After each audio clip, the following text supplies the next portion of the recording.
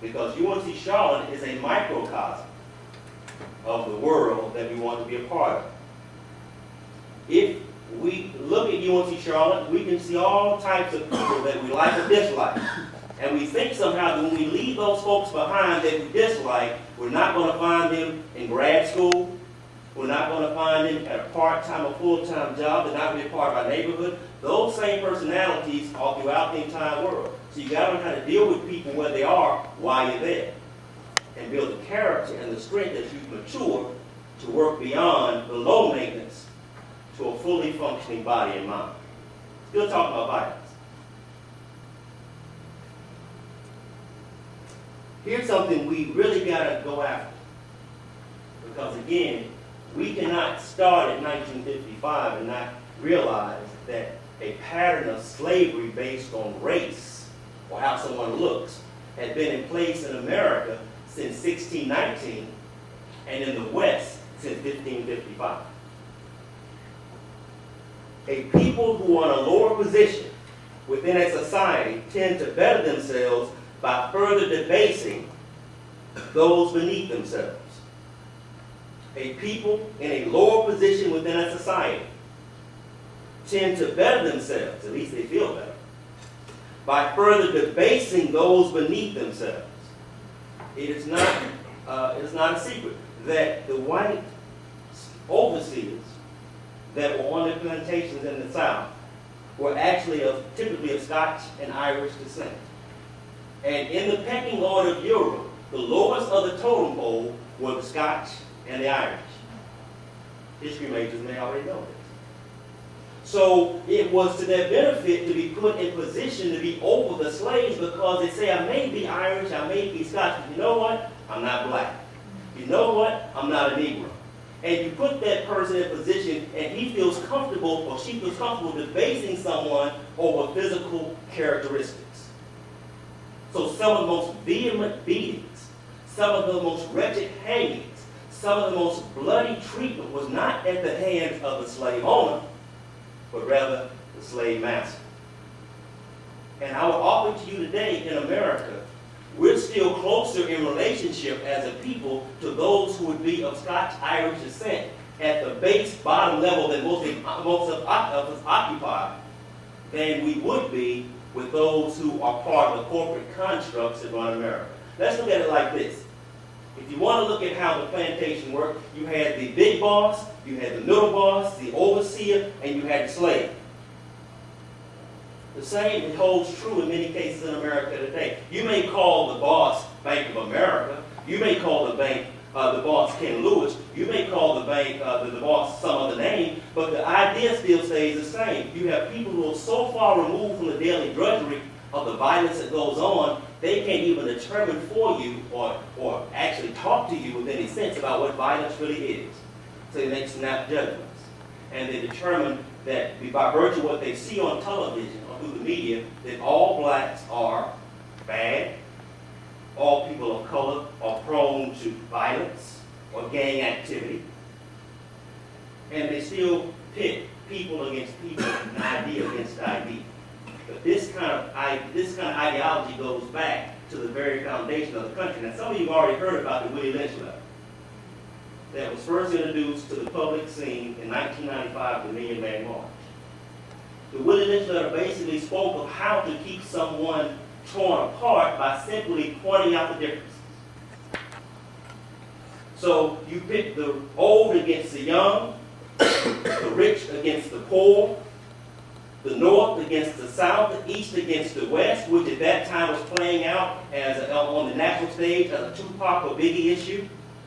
Light against dark, language against language, brother against brother, and let it go. And it's on autopilot. And the violence that can be created at the base level among the people can generate the type of profit opportunities that are mind-blowing. If you look at the type of money that's made off the prison industrial system, you'd be amazed. Just by introducing something into a neighborhood called crack cocaine. Now I ask you, In order to make crack, you have to be one hell of a chemist. Your average brother on the street has no idea how to take steel wool and baking soda, and I don't know how to do this stuff. Baking soda and the product, and come up with something that you can actually make more potent than the original and more crave than the original. The average brother or sister can't do that. The average Latino can't do that. The average Asian brother or sister can't do that. But somebody did. And they drop it in the neighborhood, and they put in the person's mind, especially those who were coming back some years before from being in theaters of war called Vietnam, they introduced them to them the idea of territory. This is my spot. This is my spot right here. This is my turf. You don't own it. It's actually some slumlord's property, but in your mind you think that because you pay rent or you squat there, it's yours. And all they got to do is begin to build up these tensions and then further create chaos by introducing the idea of differences based on a blue and a red rag. And before you know it, you got problems. And the problems are permeating throughout all of American urban environments. But the people who are putting the violence and the drugs in the community are not being held accountable.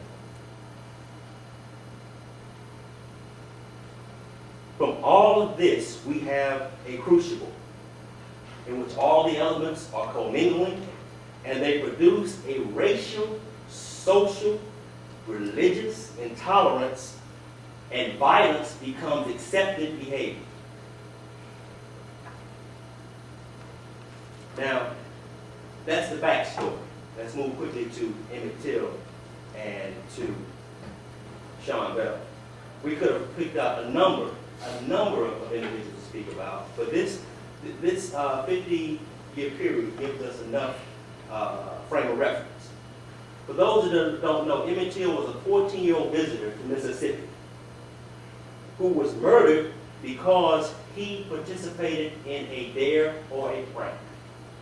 He was dared by some other young black males to either whistle at or ask a date of a white woman. And he did this. As she was leaving out of the store, he said simply something along the lines, "Bye, baby." Within 24 hours, Emmett Till was dead. Not just dead, mind you.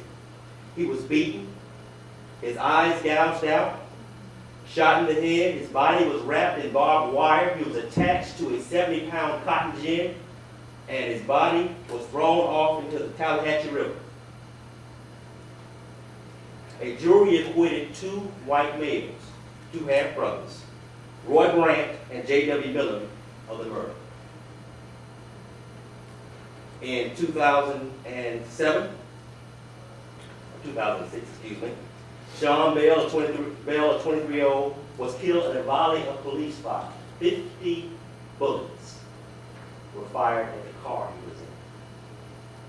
Had Mr. Bell had a clean record? No, Mr. Bell had been arrested on simple possession with intent to sell, and a weapons charge.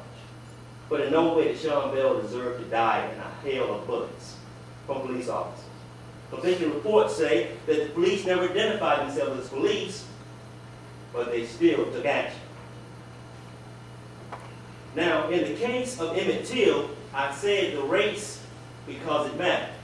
Because when you look in the case of the race of the assailants, because it mattered. Because when you look in the case of Sean Bell, these were not white males. These were two men of color and a white police officer.